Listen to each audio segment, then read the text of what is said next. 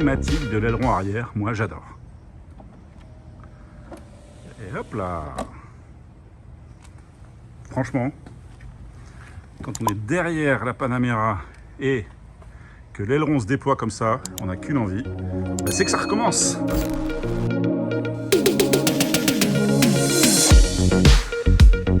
Dans la série des petits détails qui tuent, alors il faut vraiment être un frappadingue comme moi pour le remarquer.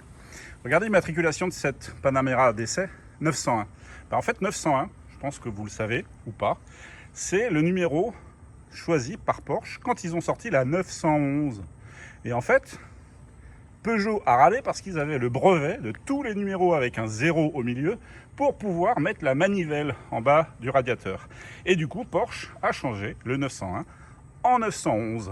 Et là, celle-ci, eh bien, est-ce que c'est fait exprès? Je ne pense pas, mais c'est marrant. Elle s'appelle 901 et le 0 est en bas du radiateur. Parmi les nouveautés extérieures visibles sur cette Panamera, il y a en fait la face avant avec ce bouclier, vous le voyez ici. Alors, on va me dire qu'il existait déjà. Oui, en fait, c'était le bouclier qui était optionnel avant, qui était dans le pack Sport Design, et qu'aujourd'hui, qui a été intégré en série sur cette Panamera 2021.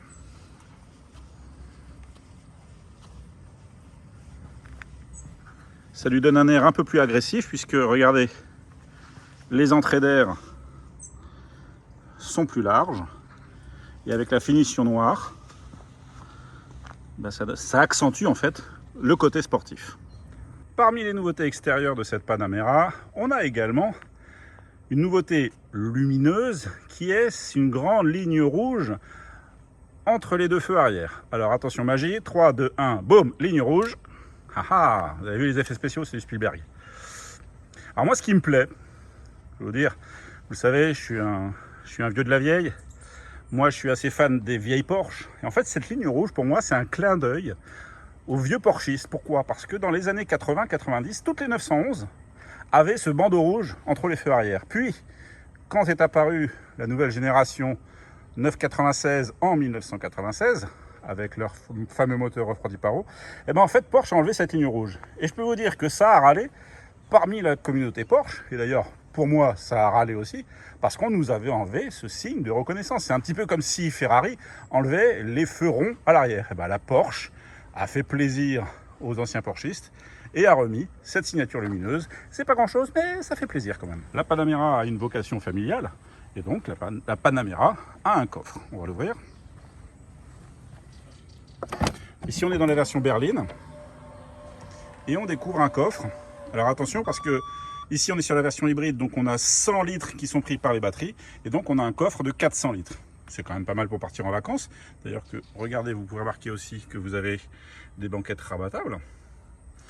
Dans la version non hybride, vous aurez un coffre plutôt de 500 litres. Et là, ça devient tout à fait correct.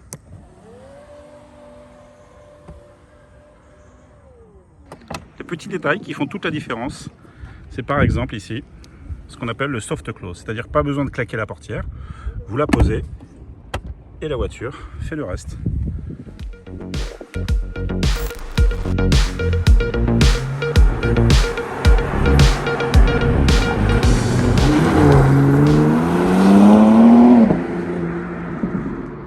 Les amis, bienvenue à bord. Et comme on est dans une version hybride, en fait on démarre à l'électrique. Vous entendez? Non? Ben c'est normal, on est en électrique. Et donc là, on va pouvoir passer la vitesse et démarrer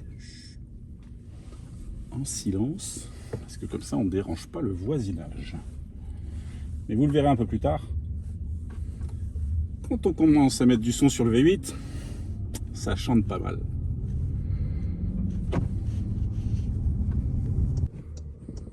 Alors quand on démarre avec cette 4S hybride, en fait, on est obligatoirement en électrique.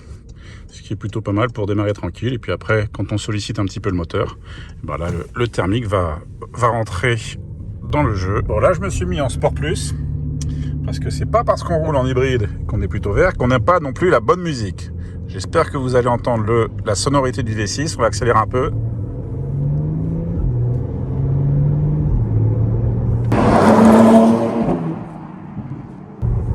Voilà, c'est plutôt pas mal et plutôt présent dans l'habitacle.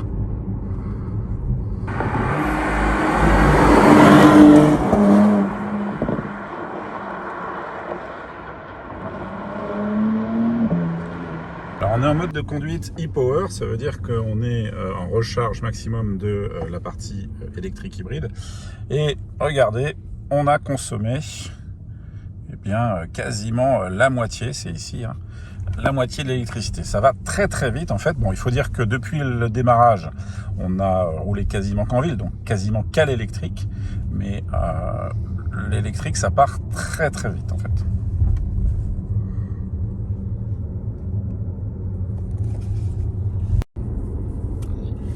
Ici, on peut choisir les modes de conduite. On est là en mode hybride, donc on joue l'alternance entre le thermique et l'électrique.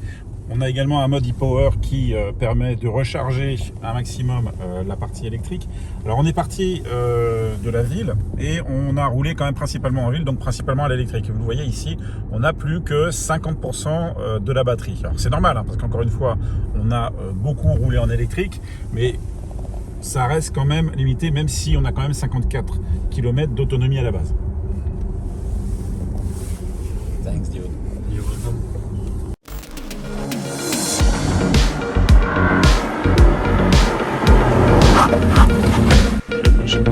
Je crois que j'ai chauffé quelqu'un. Hey!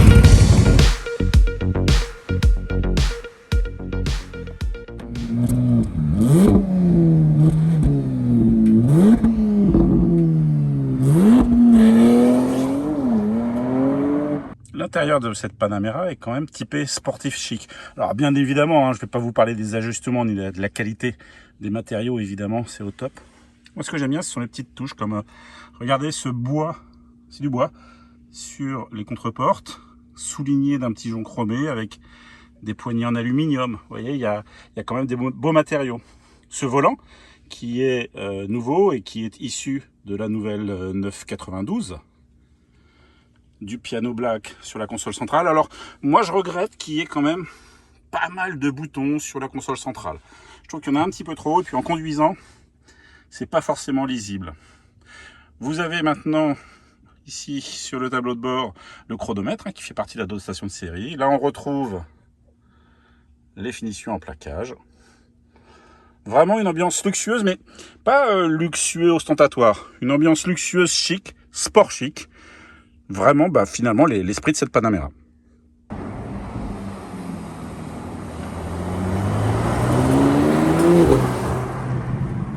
La Panamera est une berline. Elle a des places à l'arrière. Configuration 2 ou 5 places. Plutôt 2 places, hein, parce que franchement, celui qui va se mettre au milieu, il sera pas bien. Et ensuite, là, je suis bien. Regardez l'espace que j'ai aux jambes. Là, j'ai carrément au moins 10 cm devant chaque genou. Au niveau du toit, pourtant je suis en berline, pas en version sport Turismo, j'ai de l'espace, franchement impeccable. Je suis bien installé, c'est parti, on peut voyager. Alors on est sur une boîte PDK à 8 rapports et on peut bien sûr la piloter grâce aux palettes. On va faire un petit essai, on va juste attendre que la voiture passe. Voir un petit peu la réactivité justement de la boîte.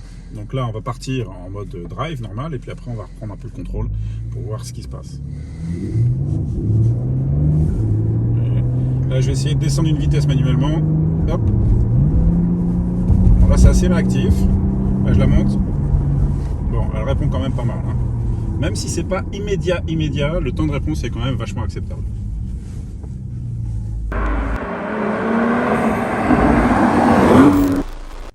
La gamme Panamera commence à 95 600 €. Alors, pas celle-ci, parce que celle-ci débute à 132 316 € exactement. J'ai mon anti-sèche. Mais ce qui est intéressant de signaler pour cette version hybride, c'est qu'on a des émissions de CO2 comprises entre 50 et 60 grammes. Ça veut dire quoi? Ça veut dire malus 0. Et puis, si c'est une voiture entreprise, et bien à ce moment-là, il y a les avantages fiscaux qui vont avec. Donc, pour moi, c'est vraiment un choix très pragmatique, puisqu'on va allier la performance fiscale et la performance Porsche, parce que je vous le rappelle ici, qu'on soit en électrique ou en thermique ou en combiné, on est vraiment dans une Porsche avec tout le plaisir automobile qui va avec. Et puis surtout, on peut rouler en tout électrique sans faire de bruit et puis ne pas gêner les petits oiseaux dans la forêt. Franchement, que demander de mieux?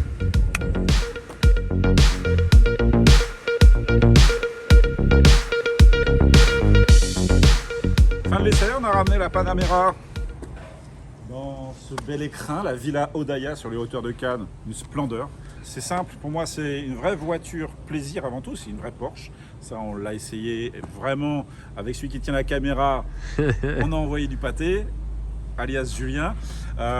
Mais surtout c'est une voiture pour moi qui est pragmatique parce qu'elle combine justement ce côté Porsche sportive et ce côté également hybride, rouler à l'électrique, la fiscalité et puis un prix qui est quand même bien placé pour le gabarit et les performances de l'auto, puisque je vous le rappelle, on est aux environs de 130 000 € et surtout sans malus, avec une consommation moyenne qui va être plus aux alentours des 9-10 litres, parce qu'on a quand même tendance à pousser, et puis on va aller au-delà de 12-15 si vraiment on est en conduite sportive.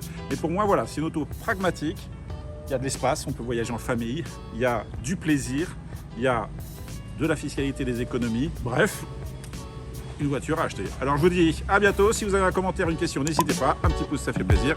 Ciao!